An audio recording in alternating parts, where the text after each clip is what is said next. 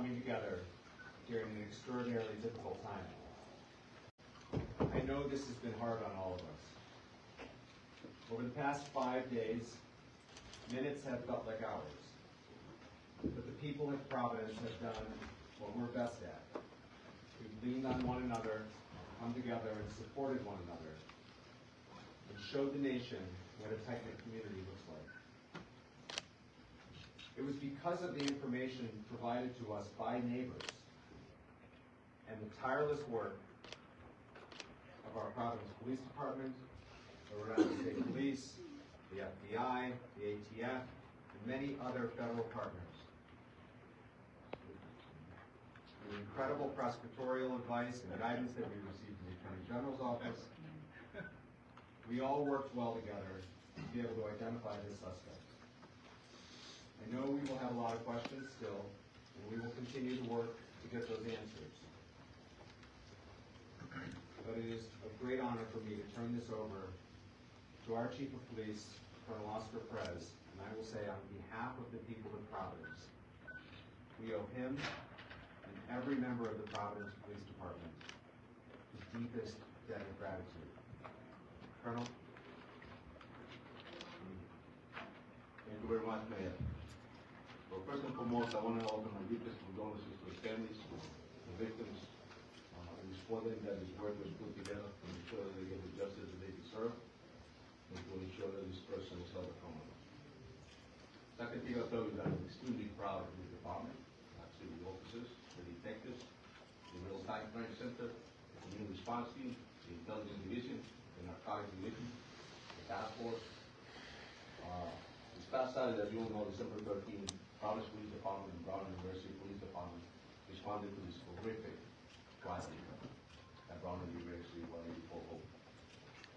Our officers were there within minutes. That same day, Providence Police detectives immediately went to work. Looking for video footage to see who this individual was and who was responsible. A person of interest was identified in that video footage. The person of interest was observed on Hope Street, turning onto Waterman Street, and that was one of the first videos that we released. At the same time, every federal agency you can think of was reaching out to the Providence Police Department and responding to the capital city. Images were shared with media within hours. Persons of interest it was the same individual that has been the focus of this investigation since the beginning. All the new images that we received of this person of interest were shared with the media continuously over the past 6 days. This critical evidence was collected with the use of public assistance, as the mayor stated. I'm proud to be the chief of police of this city. I'm proud to be a product of this city for the reasons that the mayor stated. The community stepped up. It was all about groundwork, public assistance, interviews of individuals, and good old-fashioned policing. That is the type of police work that every police officer in this nation reminds themselves of, and that many do not understand. And that is critically important, and nothing succeeds where technology alone cannot. We looked at financial records, we looked at video footages, and in a specific incident, it was actually a video that provided us with a description of a vehicle. That was corroborated through a tip that was received to the tip center. That room was packed with detectives, agents, receiving calls on a daily basis. We started early and left late. And FLOC and the LPR was able to provide us with this description of this vehicle. That vehicle was picked up by FLOC, which led us to a car rental place in Massachusetts. Through that, the agents in their work as well were able to get us footage of this individual, as well as a copy of the agreement which provided his real name. The video of that subject matched the description of that person of interest that this police department was desperate to put handcuffs on. That individual was identified as Claudio Neves Valentine, date of birth, and he was a 48-year-old man. He was a Brown student, he was a Portuguese national, and his last name, known address was in Miami, Florida. And I will tell you that he took his own life tonight. We have members of the Providence Police Department up at Salem, New Hampshire. And we also have the PCI unit, obviously the FBI and the evidence recovery unit is up there. So the process is being conducted as we speak.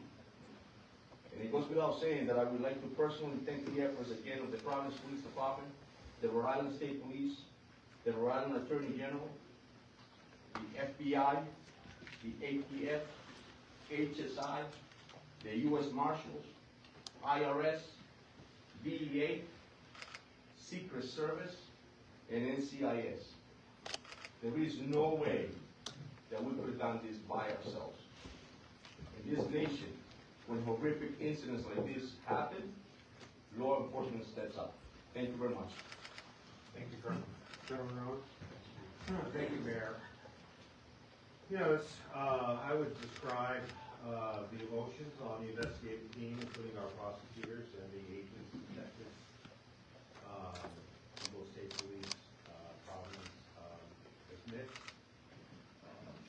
You know, that there was a sense of completeness in terms of the investigation, an investigation that's, if not the hardest, among the handful of hardest investigations that I've ever been involved with. And the sense that we owed those 2 dead Brown students and the 9 injured Brown students and the students who were in that auditorium that weren't injured, and the Brown community and the Providence community results. And the teams worked really hard. I think I mentioned that to you almost every night that we met with you. I wish they were all up here with us. We wouldn't fit here, but it's just remarkable to see the cooperation between the FBI agents, the ETF agents, the HSI agents, the Providence police detectives, the state police detectives, our prosecutors. And I will say that everybody brought a certain expertise to the table, but it is nevertheless a sad moment when you think about those young people who were hurt, injured, or worse. 2 of them are now deceased. You know, to me, this was always going to be an investigation where something was going to break it open. We were going to pull threads.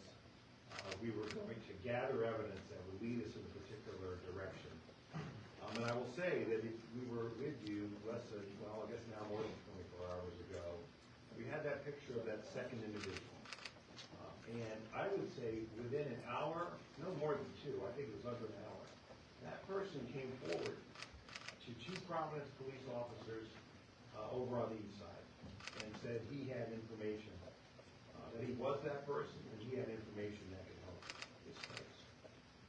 And I remember last night watching his interview. He blew this case right open. He blew it open. And that's how these cases sometimes go. You can feel like you're not making a lot of progress. You can feel like you're chasing leads and they don't work out. But the team keeps going because you know, those of us with experience know that you're going to pull a lot of threads and it's not always the first one that's going to get you where you need to go. But when you do crack it, you crack it. And that person led us to the car, which led us to the name, which led us to the photographs of that individual renting the car, which matched the clothing of our shooter here in Providence, that matched the satchel that we see here in Providence. He was found dead with a satchel, with 2 firearms, and evidence in the car that that matches exactly what we see at the scene here in Providence. And so I know that you and the public have questions about how we got from a place yesterday where all we could share with you was a photograph of someone we wanted to talk to where we got to tonight.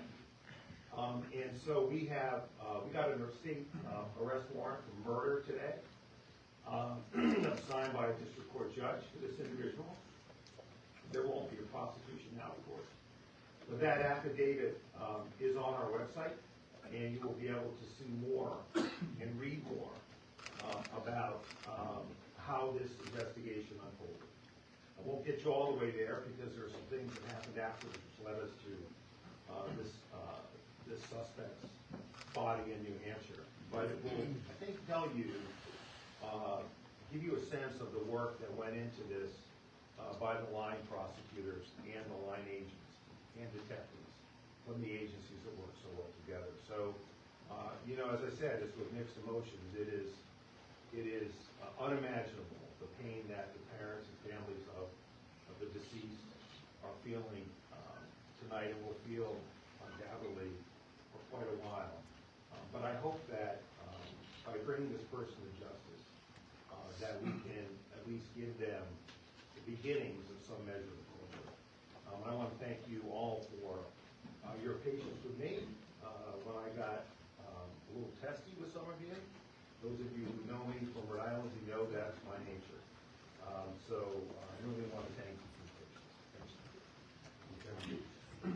As has been said several times, the partnership with the FBI was invaluable, and so it's a pleasure to introduce Special Agent in charge of FBI technology. Thank you, Mayor. Good evening. My name is Ted Dock, Special Agent in charge of FBI Boston. We got shortly before 9 o'clock tonight, the FBI SWAT team executed 4 authorized search warrants for storage unit facility in New Hampshire, Grove, and Salem, New Hampshire. This is where we located Claudio Mavis Valente, the individual who we believe is responsible for the Brown shooting. The latest developments in an intense 5-day manhunt was the result of an incredible amount of work dedicated by the law enforcement team standing here before us tonight. Every single agency brought their unique skills and expertise to this investigation. We're motivated by the victims and survivors. This is what they deserve. Even though the suspect was found dead tonight, our work is not done. There are many questions that need to be answered. There's a lot of evidence that needs to be processed, and most importantly, the victims and their families deserve special care and consideration. The FBI and our partners across Rhode Island, Massachusetts, and New Hampshire will continue to search for answers for the victims, survivors, and their families. To see what motivated this individual to carry out such a senseless act of violence. From the onset of this critical incident, it's been all hands on deck. The FBI deployed approximately 500 special agents, analysts, task force officers, and support personnel to assist our partners in this investigation.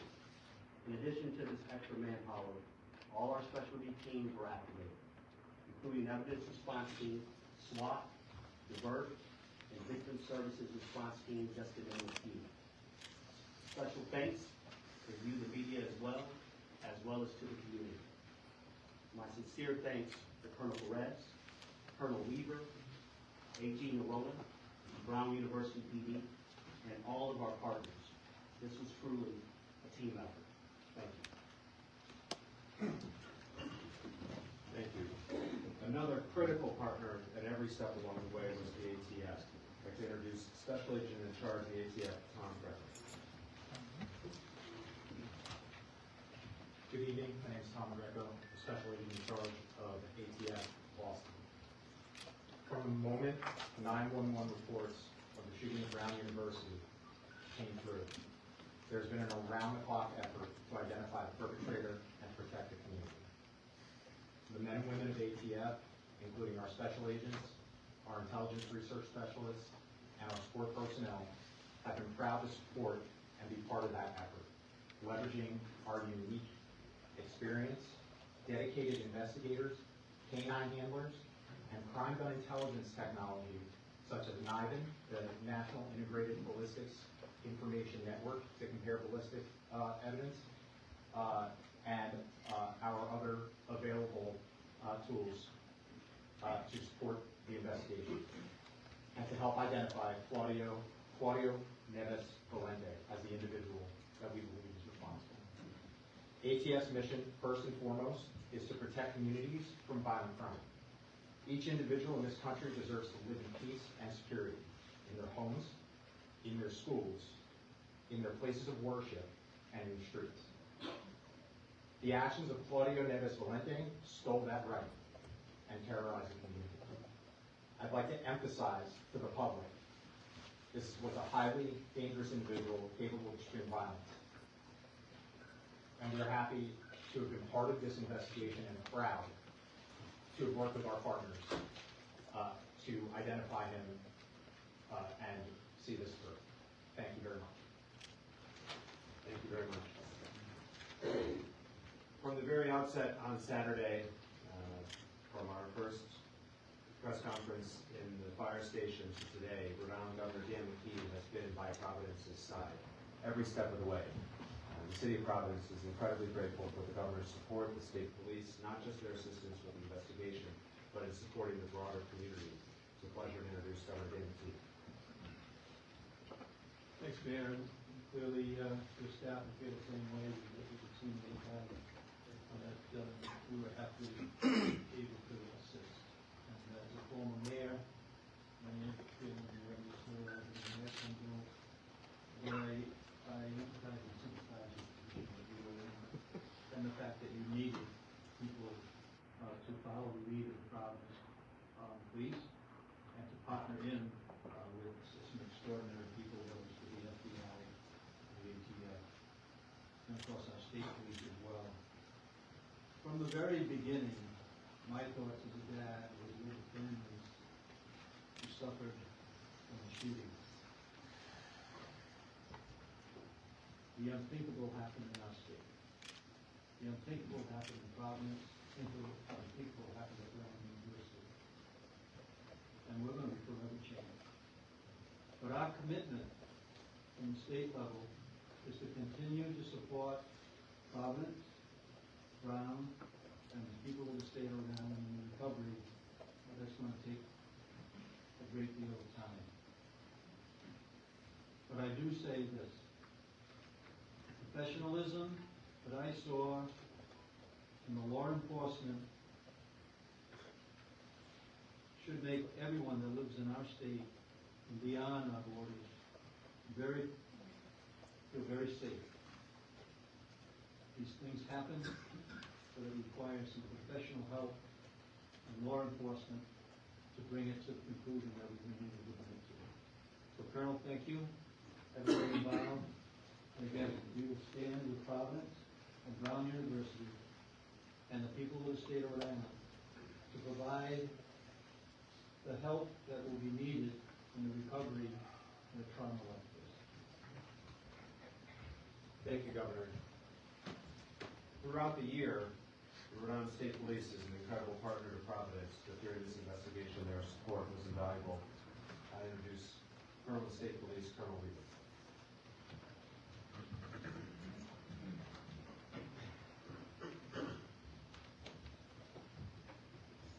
My name is Colonel Darnell Weaver, the Superintendent of the Rhode Island State Police. I want to begin by recognizing the excellent and exceptional efforts of the Providence Police Department and Colonel Oscar Perez. From the very first moments of this investigation, the Providence Police Department has worked collaboratively and relentlessly, day and night, on this investigation while protecting our capital city. Their detectives followed facts, developed evidence, and pursued every credible lead. Colonel Perez's leadership has been steady and decisive, focused on identifying the person responsible for this tragedy. As always, our troopers stepped up, working shoulder to shoulder with the Providence Police and our local, state, and federal partners. I want to give particular recognition to our detectives, whose diligence and dedication contributed to this investigation. Our detectives and division leadership operated as a unified team, sharing intelligence, resources, and expertise. This has truly been an all-hands-on-deck investigation, as virtually every trooper has taken extra shifts to help support the efforts in Providence, and I have never been prouder to be a member of the Brown State Police. This year marks the 100th anniversary of the Brown State Police, and this case stands out among one of the most challenging in our state's history. The sheer volume of digital evidence, the complexity of the investigation, and the intense public interest laid an extraordinary demands on everyone involved. Despite that pressure, investigators remain disciplined, methodical, and focused on facts. We are grateful for the assistance of the public, particularly those who shared our information, provided tips, and gave us doorbell, camera footage, and access to their property. We are also thankful for the ongoing support of Rhode Islanders. We know that you have been with us through this entire investigation. I also want to be very clear about something else. Criminal investigations are grounded in evidence, not speculation or online commentary. The endless barrage of misinformation, disinformation, rumors, leaks, and clickbait were not helpful in this investigation. Distractions and unfounded criticisms do not support this work. They complicate it and threaten to undermine the justice we seek for the victims and the grieving families. Despite these challenges, good police work prevailed, and we have lessons that we can bring forward from these long days ahead. To the Brown University community and the people of Rhode Island, be assured that this case reflects the law enforcement community and what we are capable of, and that we are committed to this state. We will continue to support the victims and the broader community as the healing continues. Thank you. Thank you, Colonel. Providence is so proud to be home to Brown University, and we are committed to working together with them in the future as they help heal their community as we do our broader Providence community. We continue to give condolences to the deceased and our prayers to those who are recovering. Leader of Brown has been a great partner through this whole process. I'd like to introduce President Christina Paxson from Brown University. Thank you. Nothing can really fully bring closure to the lives that have been shattered over the past week, but this may allow our community to move forward and begin a path of repair and recovery and healing. I want to thank the dedicated law enforcement agencies that have worked so tirelessly on this case, really around the clock, as well as our neighbors and others who participated in giving tips and helping with the investigation. We hope that this outcome tonight brings an increased sense of safety for our community around and in the surrounding area. This has been a period of great fear and anxiety for many people, and now perhaps some form of relief. Truly, this week has been devastating for our community in a number of ways, including the experiences that members of our community have had with being targeted by online rumors and accusations. And I hope that this development also means an end to this truly troubling activity. So we remain focused on the safety and security of our community and in support for the victims of this senseless violence. Now, we know the public and our own Brown community members will want to know more about the individual now identified by law enforcement as the suspect in last weekend's shooting. And we can confirm the following to the best of our knowledge, based on our review in the very short time since law enforcement authorities made us aware of this development. And we provided this information to law enforcement as they build their case and wrap up the investigation. So Claudia Manuel, neighbor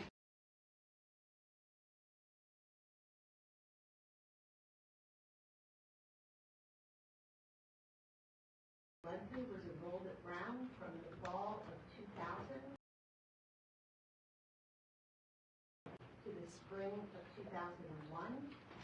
He was admitted to Brown's graduate school to study in the Masters of Science PhD program in physics, beginning on September 1st, 2000. And he took a leave of absence effective April 2001 before filming was withdrawn effective July 31st, 2003.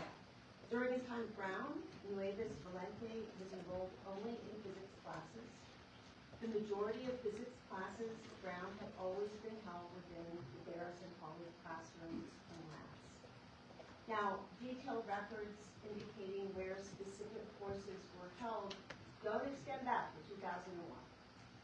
But we can say that physics classes typically require access to specialized equipment, including demonstration parts that are a fixed asset in some of Garrison College classrooms. So I think it's safe to assume that this man, when he was a student, spent a great deal of time in that building for classes and other activities as a PhD student in physics. He has no current active affiliation with the university or campus presence. So again, we thank law enforcement and so many others for their extensive work on this case, day and night, and we look forward to a sense of restored safety for Brown, fathers, and the community. Thank you. Thank you, President Paxton. The last speaker, and then we will take your questions, is the Chief of the Brown Police Department, Chief Chapman. Remember, his officers were the first to respond on Saturday, and we are so grateful for both their immediate and heroic response and their partnership over the last 5 days. I want to express my ongoing prayers and shared concern for our entire community. I certainly also want to acknowledge and thank the men and women of the Brown University Police and Public Safety for their efforts. As you see, this was a Herculean task and required a lot of collaboration and work.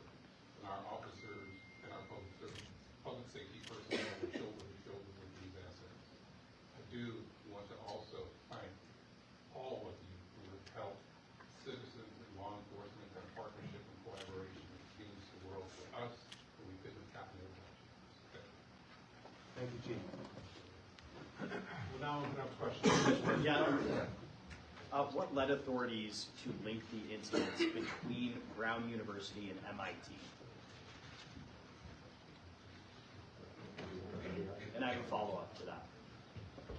Yes, I'll start. I'll just tell you that a lot of the information and evidence that we ended up gathering linked us to a connection up in Massachusetts, obviously at the MIT, but I feel out of respect to the authorities in Mass as well as the FBI that's still in the comment, but I'll tell you that the groundwork that started in the city of Providence by our detectives, the detective division under the command of Major LaPagan, as well as the federal partners that we had in our room upstairs, and ATF, the FBI, led us to that connection, and so that was great work.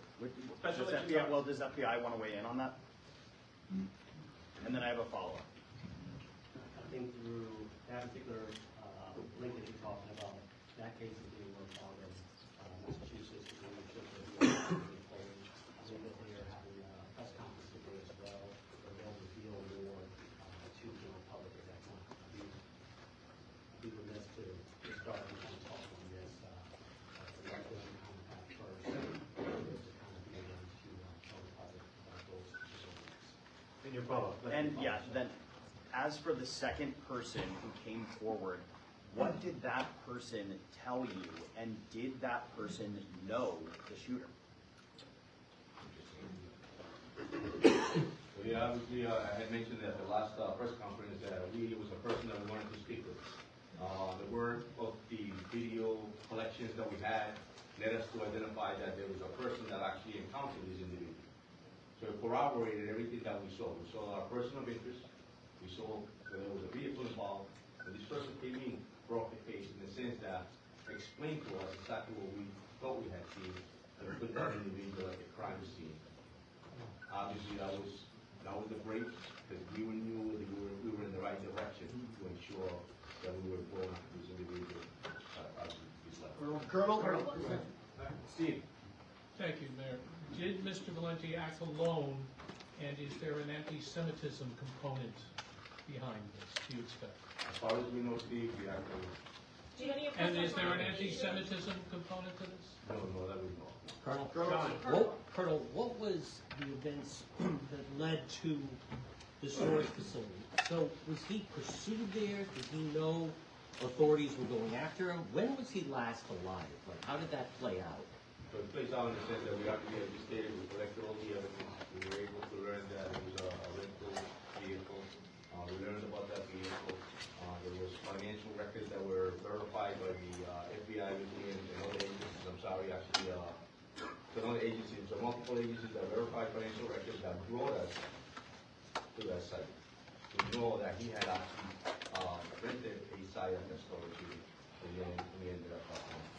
In a follow-up, when he did that, did he know authorities were coming, or did he just go and, like, how long had he been in that storage unit? That we're not aware of it, John, in the sense that all we knew is that we were on a manhunt, and that's where he led us to.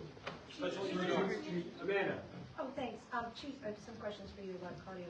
So he graduated, well, he did graduate. He was at Brown more than 20 years ago. His last known address was in Miami, but now he's here at Brown University, potentially also at MIT. What do you know about what brought him up here? There's going to be unknown answers that we have no answer as far as that. Obviously, came up here and committed this horrific incident and this tragedy, and that's all we knew. Our mission was to ensure that we could find him and bring him to justice, but yeah. No motive at this point. At this point. And my follow-up is, of the evidence that you've collected, have you collected the handgun that you believe was used in the shooting? Have you collected any type of manifesto or evidence that he planned more shootings? So as far as I know, that the FBI evidence recovery team is up in Salem, New Hampshire, and they're collecting whatever evidence is up here. Now, before we came up here. Bill? Any criminal history, political affiliations, any social media posts, anything of that sort that you can report to us about Mr. Valenti? Nothing that I know of. You mentioned what he said. Go ahead. Is there any indication that Mr. Valenti was planning any future attacks? Nothing that we know of. Can you not? In the way back. Special Agent Docs, can you also tell us if the connection, I know you said you can't talk too much about the MIT, but the fact that it was a physics professor out of MIT and in the physics building and he was studying physics, have you tied all that up, and does that lead, why target one person in Massachusetts and then a whole class here in Providence? Yes, it is true that Mr. Valenti was a physics student. Also, you know, as an MIT working there, was in that discipline as well. I will tell you that there's multiple phases to an investigation. And so now, in the sense that we know the subject is deceased, now that investigation continues to find out all of those answers to your questions. Did you go to school with a professor?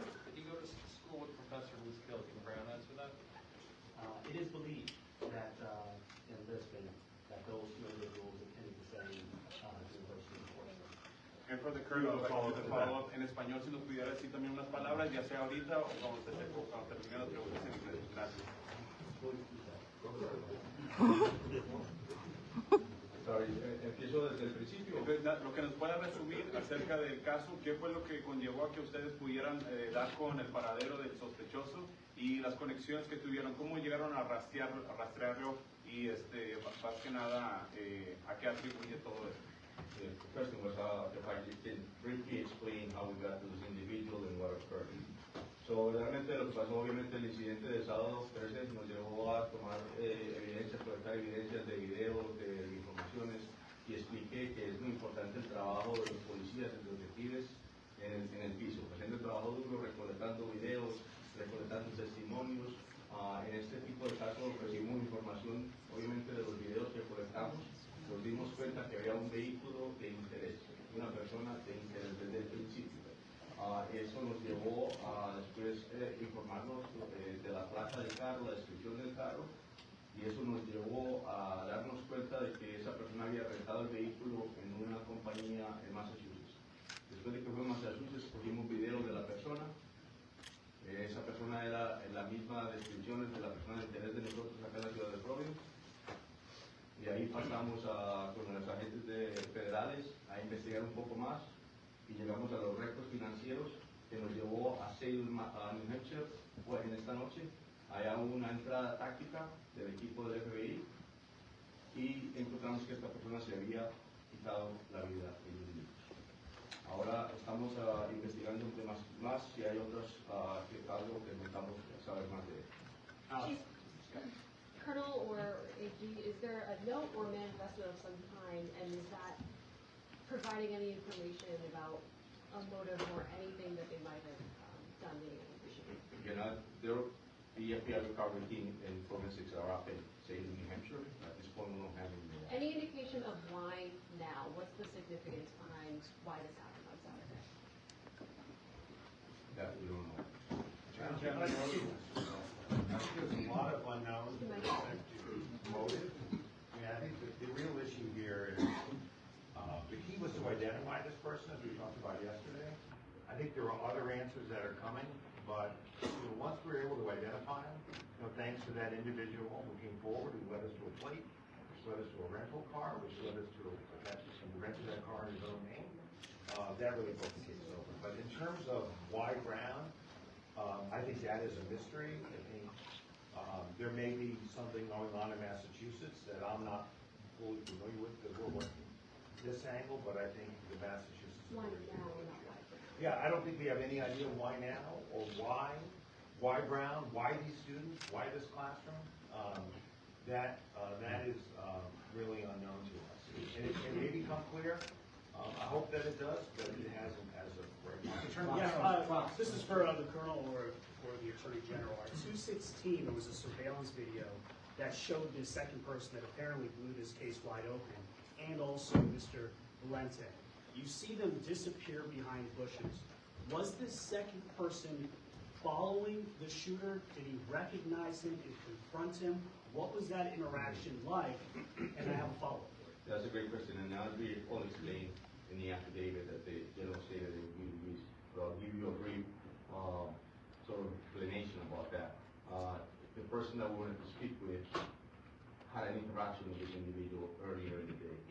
Served him later at that time, what you just stated, and decided that he was going to encounter him and ask him why he was inside Brown.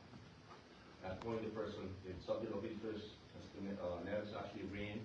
He was caught up by our person that we wanted to speak with. It was sort of a conversation between the two of them, and Neves asked him, why are you harassing me? And at that point, the person that brought the case walked away.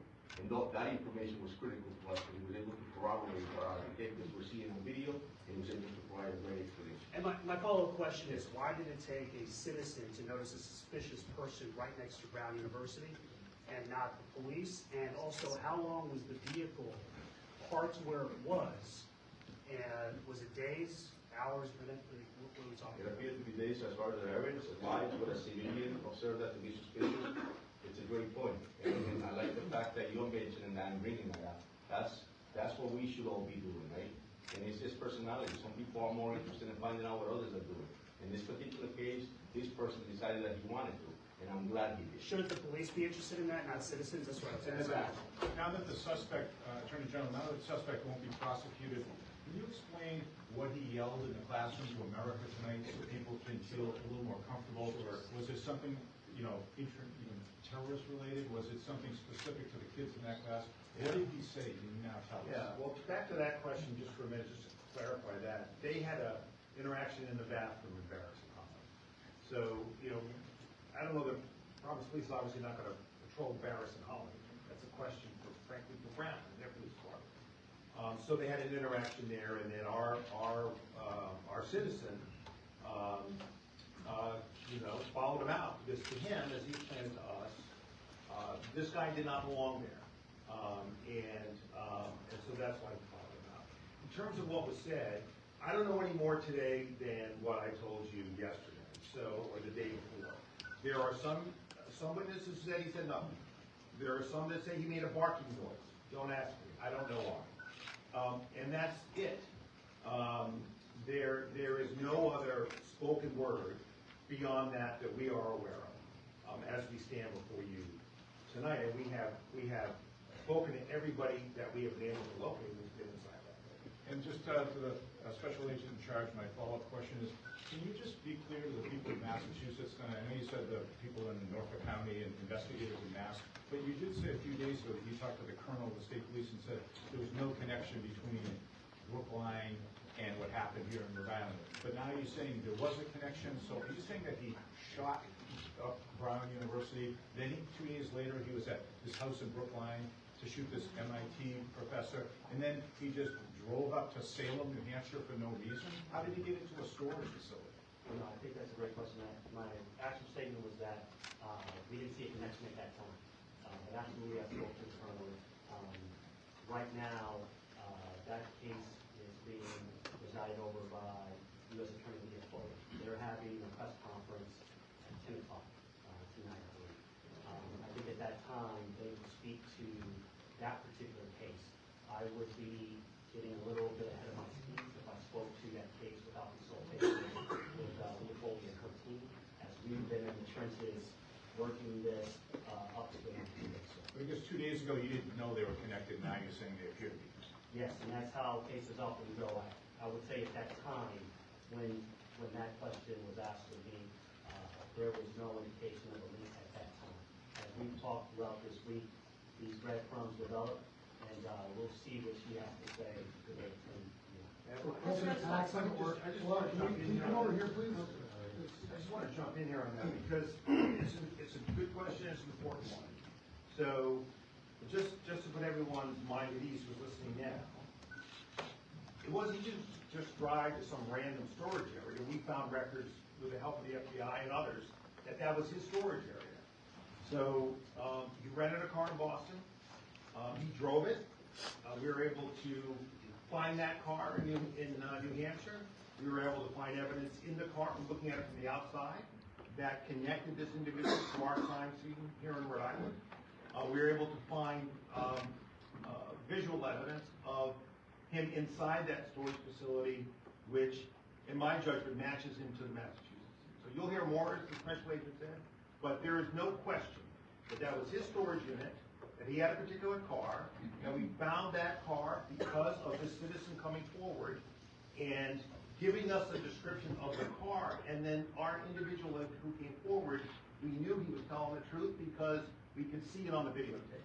And so that was a series of things that broke this case, and that led us to Salem, where the suspect was found. If he was last believed to be living in Miami, did he fly here at some point? How long was he in Providence for, and when did he obtain the guns? Yeah, he definitely, like I said, it will be in the application, but he did fly into our province, I believe, earlier October, I believe. That's the right date. And what was the other person? I'm sorry. And did he buy the guns here, or did he get the guns? I'm sorry, I can't hear you. You don't know the answer to that, Sam, as we stand here right now. Okay, you can't fly with them, so assuming he got them sometime after he arrived. Well, that's possible. What we do know is that he was moving around New England in that October, November, December area. Remember, we just we know that there's a body in New Hampshire. We know that there are guns at the scene. It still remains to be examined, comparing those guns to the ballistics evidence we have in Rhode Island, and I imagine they'll do that in Massachusetts, but again, that's somebody else's investigation. And then, of course, we want to make sure that we match the DNA. But we are 100% confident that this is our target, and that this case is close from a perspective of pursuing people involved. Just to add, I think, especially the Doc stated, we really know who he was. And so it's very difficult to know what a person did prior without any knowledge of who that person is. Special Agent, Yeah. can I just ask Special Agent this question? It sounds like from everything everybody's saying that the person who came forward to speak to you is kind of a hero in this story in a lot of ways. We know that there's a $50,000 reward. Will he get the reward? You know, I will say that this particular situation, that individual will likely get absolutely some aspect of that award. We've had a lot of other tips, I will tell you as well, that have come in from the public. And so I don't deal typically with the distribution of those awards. But I mean, it would be logical to think that absolutely that individual sure. Go ahead. Yeah, you. Thank you. Fox News Digital, do we know when or how the suspects left Providence? For the crime. We know he left Providence and committed a homicide in another state. And that, but we don't, I'm sorry, how did we? No, I'm sorry, do we know when he left Providence? Yeah, when he left, that's why, as far as we know that he left, but we didn't, I believe his last activity was obviously when we found out he was not speaking America. Pat. Pat Ford, Coalition Radio. I'll throw this out to all of you, with particular regards to the Brown University president. A recurring theme for the last few days has been an outreach, ultimately successful, to the people of Rhode Island and the people of New England to track this individual down, while at the same time, you have this sort of passive-aggressive criticism of individuals who are being actively asked to engage via social media, who are wildly spreading rumors, some of which couldn't have possibly emanated anywhere than law enforcement. I do have a follow-up. So would anyone like to respond to that? I mean, it's kind of condescending to a lot of people. I know, Governor Keating, you're confused. That's not uncommon. But the criticize. We're moving on. Current. Over here. So the person who came forward with the case-breaking tip, was that information originally posted online? Or was that person encouraged to come forward based on what people online had told them? So there was a tip that was placed online, and obviously we were doing our due diligence to find out who that tipster was. And then we were able to identify the person we wanted to speak with, and then we learned that that person was actually the same person that put the tip on that I didn't speak about. That person was in the area? That person was in the area? It was the same person that we brought into the police station to speak with. The images that you showed at the beginning, where you can see Mr. Valente's face, where were those images taken from? Well, taken from the powerful business place that we learned So about. none of them were Brown? No. President Paxton, if you could, so the situation is described, that you had the suspected gunman and this other person had an encounter in the engineering building hours before the shooting. I had been told by an employee that there had been concerns raised at Brown previously about people getting in the building. Have you heard those, and was anything done to address those concerns about people getting into the building? Yeah, I mean, that's a really good question. I think we're gonna have to look back and say, you know, we don't know how this person got in, we don't know when they came in. We do know the building was unlocked that day for exams, and that's something we're going to. Had you heard concerns from staff members in the past about security of the building? Dan. President Paxton, Dan Jay from NBC 10. I want to go back to the question I asked you Saturday night when I first arrived on the scene. There were no cameras in this building. And law enforcement, some that are standing up behind you, have said if Brown had cameras in that part of the building, we would have gotten this guy. And it may have stopped this swirling action. Can you answer that question for me? Well, I don't think we had said the locations and the cameras at Brown. But there's no cameras in that building because why would they take it from a rental car agency? We have 1,200 cameras at Brown. But not in that building. We have some in that building, it's a large complex. And I think what you would see is the video evidence in this case, from my perspective, I'm a law enforcement agent, has been incredibly helpful. The moving of the person around the neighborhood, those video images, they help track this case. So I think video was important. And as the Attorney General explained in the recent press conference, this individual was not spending his time on the Brown campus. Came into a building on the edge of the campus, he left, he was in the neighborhoods, the investigation focused on the neighborhoods, the video was there, and that was really, really instrumental in cracking the case. And my second, this is your follow-up, and this is my follow-up, Madam President, if you take the podium. Yes, video played a big role in this case. The neighbor's video, the rental car video, but not the video from the building that he walked in freely both before when he got in a confrontation and when he came back in and decided to kill people. You didn't have cameras in that building, just say it, so we can get this over. And my next question, will you put cameras, will you put the cameras in the building?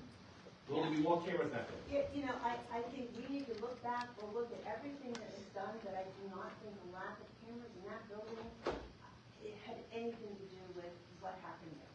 And we Tom Quinlan, WPRO. Colonel Perez, I'm hearing from sources that the person that identified the shooter happened to be a homeless person that either lived around or inside that Barris and Holly building.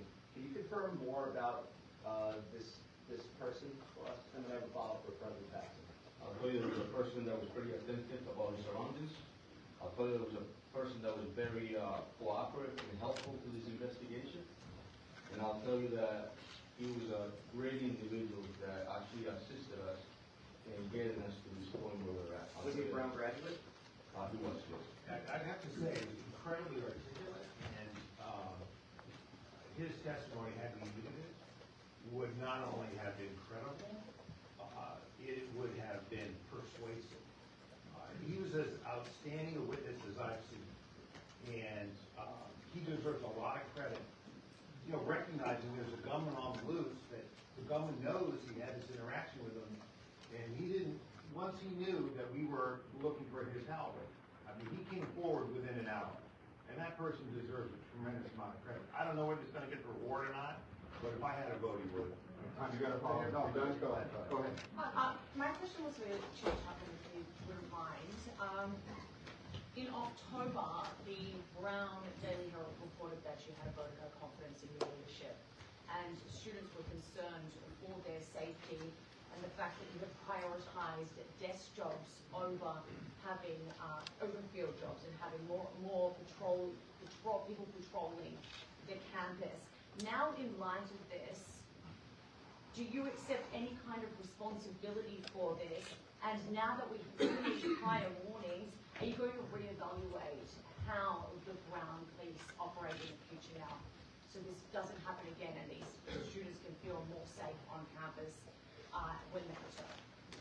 So, as I stated earlier, I'm profoundly proud of the men and women of public safety and profoundly proud of our police department. We will continue with the heroic work that they've done and continue to work side by side with our partner. And everything else that comes with that is a continual effort to do what's best for safety and security of our campus. But will you reassess how the people are allocated within your department? Every single day, we work and endeavor to keep our campus safe, whatever that entails in all of that. In the back. Yes, Kim, thank you. I was wondering, maybe this question for the Colonel. Can you talk about, you said that 2 weapons were found in one of these cars. Is that one of those weapons, the gun that was used to shoot here at the Brown? Has that weapon been found? Can you speak to that? That's all part of this continuing investigation. This is, before we came downstairs, actually, as you all were watching, that was developed and after saying And can you say whether or not that the weapons were purchased? Hold on a second. Yeah, those firearms were found at the deceased body, not in a car. So he killed himself inside the storage unit, and the firearms were found at his, in the area of his thigh and in the area of his feet, not in a car. There was evidence that was observed from outside the car that matched our crime scenes, meaning mask, clothing, satchel, which you can see on that video. And there was a main plate over a Florida plate. This guy was changing plates. One of the reasons it's so hard to find was he knew what he was doing. He was changing plates. And so, that's why the collective work of following and finding this car was made more difficult because this guy was changing plates. So we got a main plate and we got a Florida plate on the same car in New Hampshire. Patrick. As he was a. Oh, I'm sorry. I was just going to add this. Tom Brown again from ATF. It's okay.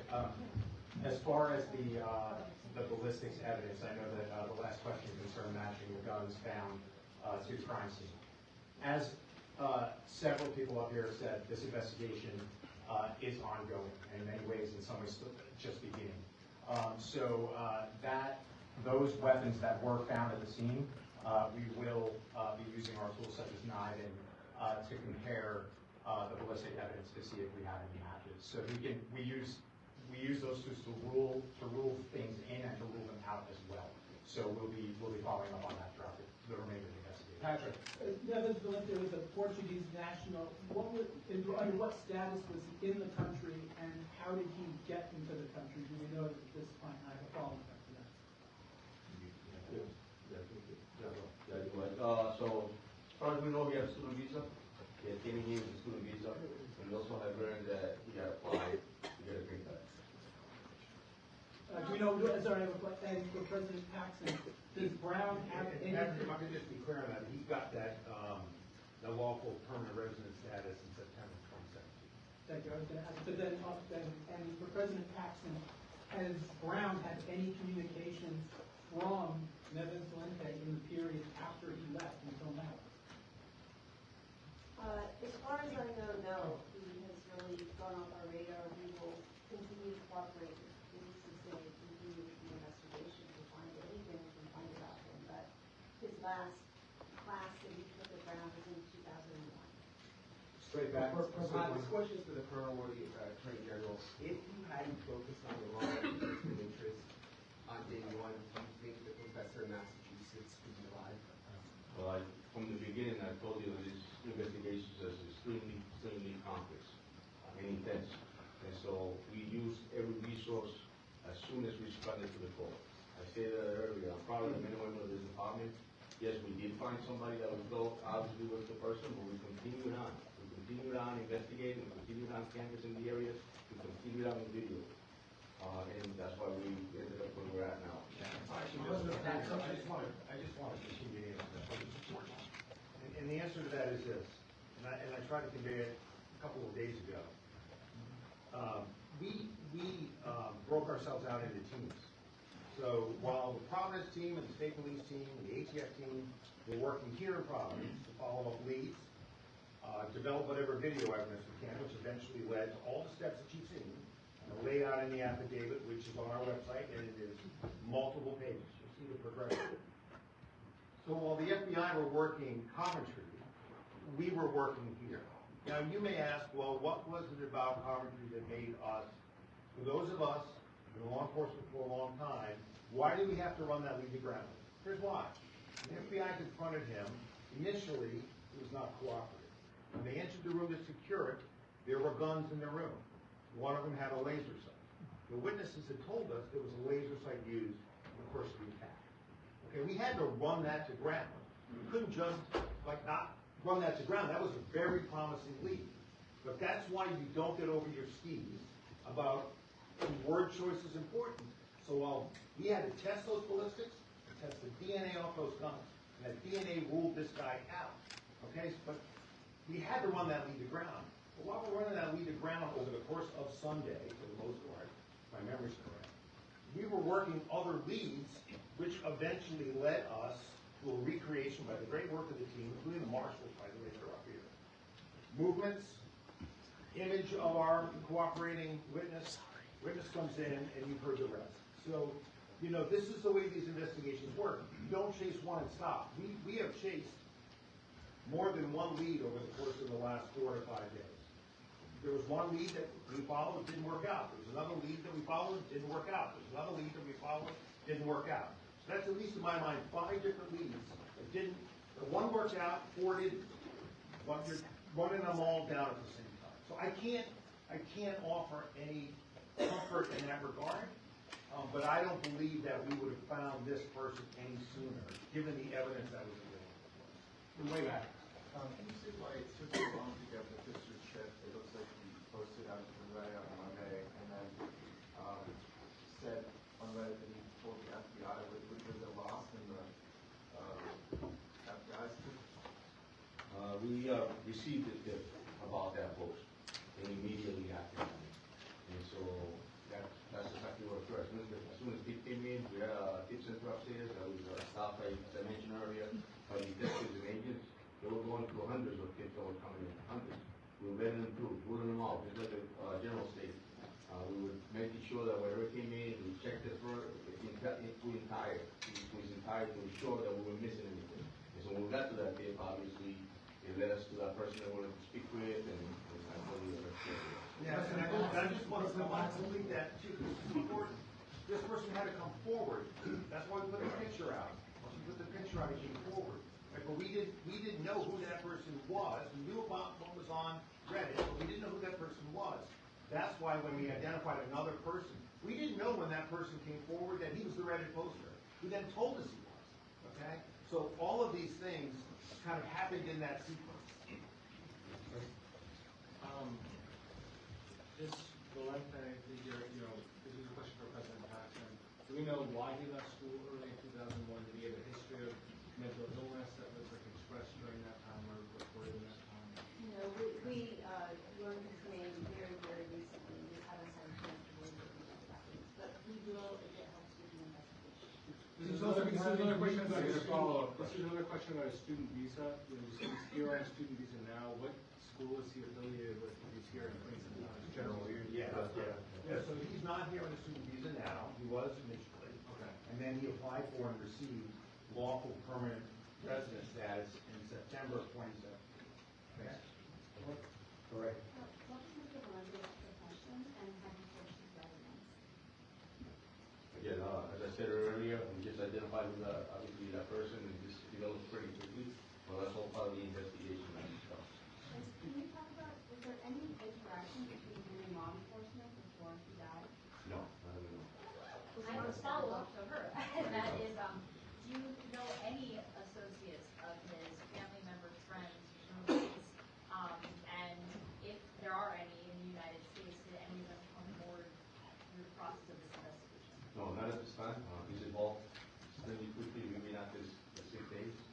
And so here we are, and we now identified who the person is. We're about to make an apprehension, as I stated earlier, we think we don't like.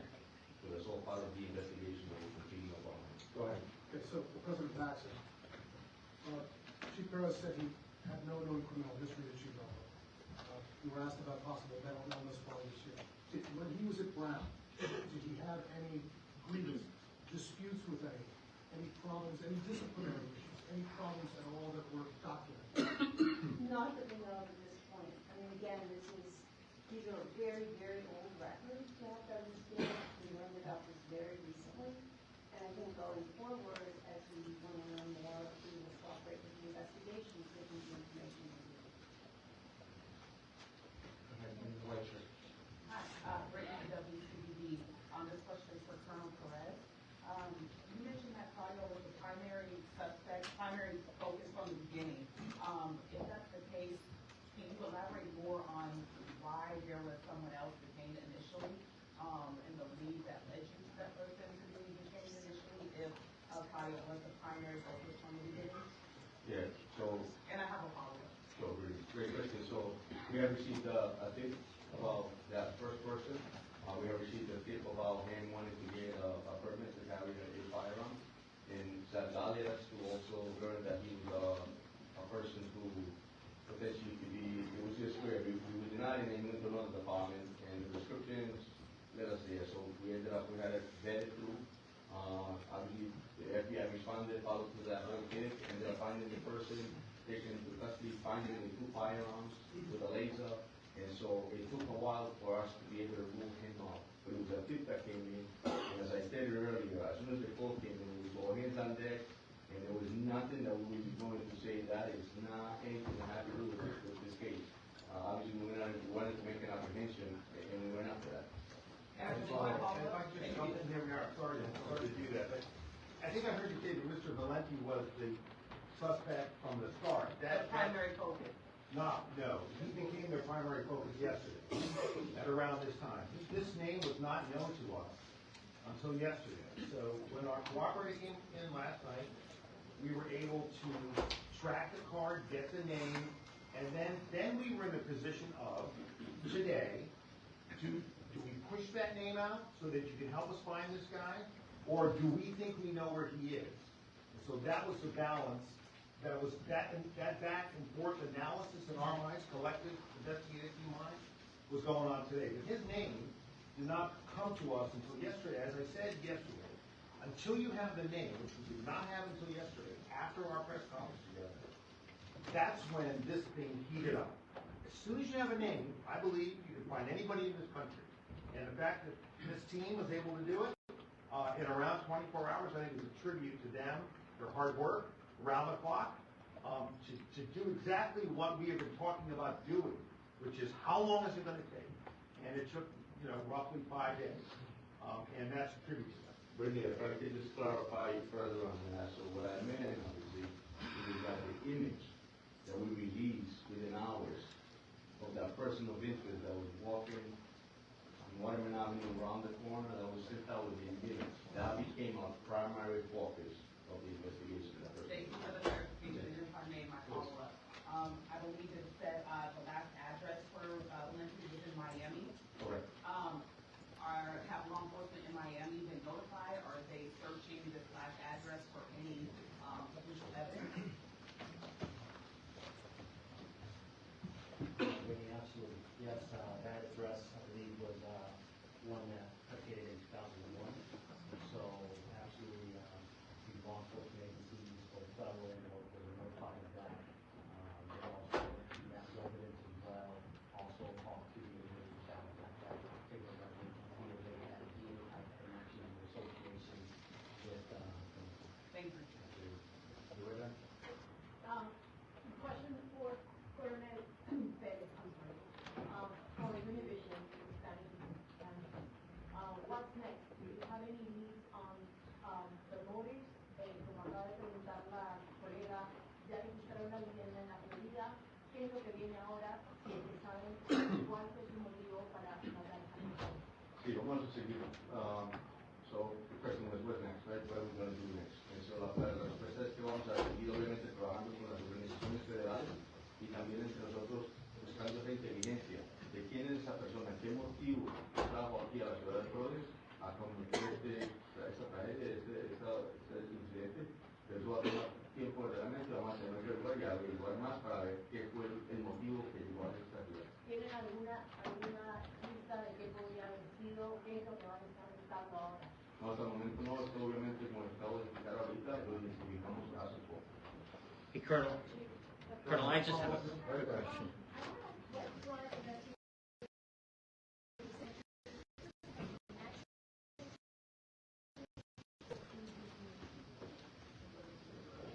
So with the financial records that the federal agency followed through the investigation that led us to learn that this person had rented there, so storage unit. And so we responded immediately, and we found that the vehicle that we were looking for of interest was parked there. Just one follow-up here. Okay, go ahead. Chief, can you speak a little bit more to that, again, identification of a vehicle of interest? And the first if we did that, and as you said, there was video captured. Could you walk us through that aspect of this? Was this the witness who provided to you the vehicle? Can you walk us through how that vehicle of interest entered the investigation, and then I have a follow-up? Correct, yeah, it was part of the tip that was posted actually, and then also the tipster had called and had stated that this individual had a fob, it was trying to enter a vehicle that was parked on Benevolent. And so because of that, we actually knew it was a vehicle, and there was a description of the vehicle. When we brought him in, he collaborated further on that vehicle. We put it out to plot, the description of it, and we learned that within that time period, there was only a certain amount of vehicles that came out with those descriptions fitting it. So our detectives obviously stayed on that and ended up finding this vehicle with Florida plates, and that's how we ended up with that specific vehicle. Then we had learned that the vehicle also potentially could have changed their plates.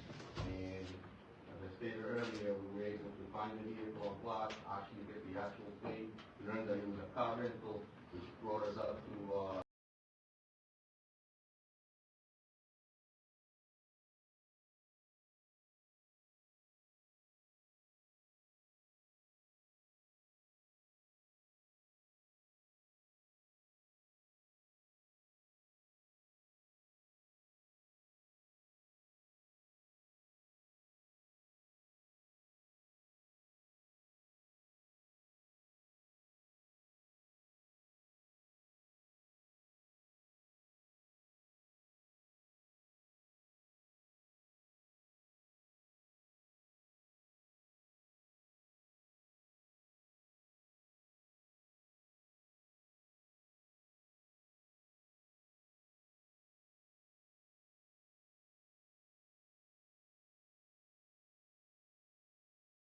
We knew yesterday, last night, who this guy was and that he rented a car in Boston. So the question becomes, is he going to return the car in Boston? We got information he might return to Connecticut. return it at all. But when we thought he might be returning it to the information, to the locations, we wanted to try to take him without him knowing we were coming. As soon as his name gets out there, he is going to be even more in the wind. And so the question becomes, if you think you might know where he is, right? Eventually you find the storage unit, right? So you follow that one.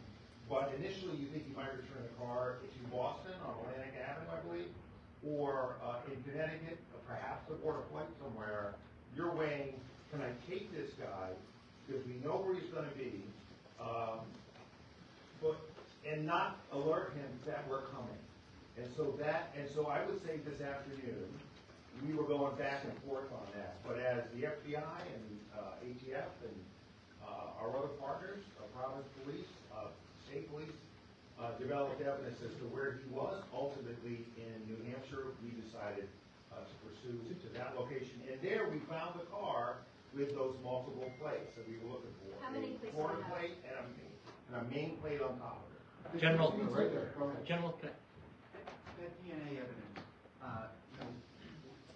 where was that tested, and also the firearms examinations? We've had some trouble with the state lab here. Where were those, where was that stuff looked at? I just want to touch real quick, and I know I can't immediately answer you that, but that's a great question, Mark. And the reason for that is because when the incident first happened, there was a BCI unit that responded and collected that DNA and protected the integrity of that DNA and sent it out.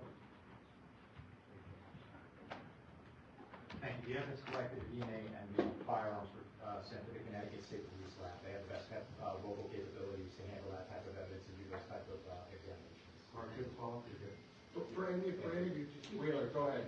So is there an understanding of how he got to get the rental car in Boston, or what his movements were in the days and weeks before the shooting?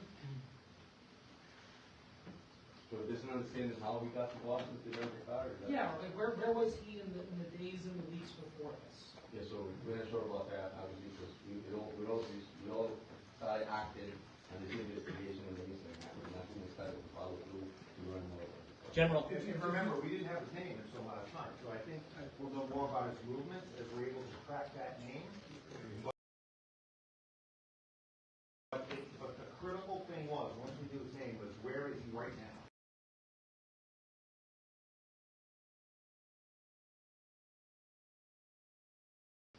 Certainly, going backwards, we're gonna wanna know how he got into the country, when he got here and all that. But today's mission was get him off the streets where he poses a danger to Rhode Islanders and ultimately the people of the land. General, How far General, was thank you. enforcement to him when he took his own life? Were they closing in on him? Were they minutes away, seconds away from him? Yeah, When he took his own life? I don't think we know that yet. I mean, I think there will have to be a autopsy done to figure out when he took his life. What we do know is that he signed into that place, but we didn't see him coming out. So I would say at that point, I think, the instinct, at least that I had, was that he had taken his own life. But certainly, if he came out, he would have been arrested. I mean, he was, that site is secure by the FBI. General. You mentioned shell casings in the hallway. Did you start in the classroom and then move to the hallway? Can you elaborate? It looks like as soon as he entered, he started firing. We found over 44 rounds that were firing into the classroom. And that's all actually listed in the affidavit. I really want to have some respect for the family, for the victims and the students. I think that there is no reason for us to stand here and victimize anybody. If I was a father and I'm watching right now, I think it would really want to even more. So I really want to pay some respect on some of the questions. Did the gun jam during the shooting? I'm gonna end with one One more last- question. I need to ask a I'm gonna end question. with How one- much money it cost this investigation? Brown gonna reimburse the money to the city and the state, and she gonna give some money to the gentleman, they give the license plate number, the homeless person? I think Brown deserves to give money to that person. Thank you for the question. I will say I can't speak for other agencies. We have the city of Providence. We have not yet assessed what the cost of this, Over $1 million, let's say. Let me finish my answer. Answer not finished, ask me We a have not question. yet assessed Brown, the you're gonna cost ask Brown to of pay the money back. Okay. Okay, Listen, ask Brown to pay the money. One last positive announcement. As has has been said multiple times, the investigation continues. I know there's lots of question around motive and otherwise. The individuals here are still hard at work. Yesterday, we gave an update with respect to the survivors. I'm happy to say that one condition was upgraded, and now all 6 survivors are in stable condition. It is important to not lose track of the fact that 6 people are still in the hospital who I know would welcome our prayers. This has been a traumatic moment for our community. I hope that today's announcement starts the healing process and provides some closure for that. As the governor, I think, very eloquently stated, lots of people are going to leave town today, but the rest of us will all still be here, and we're going to have a long road ahead. And I know that what we do best as Rhode Islanders is support one another. I know this community will support one another to move forward after the worst act of violence that any of us can remember. The press has played an important role in helping us push out information and get to this moment today. We're very grateful for all of you.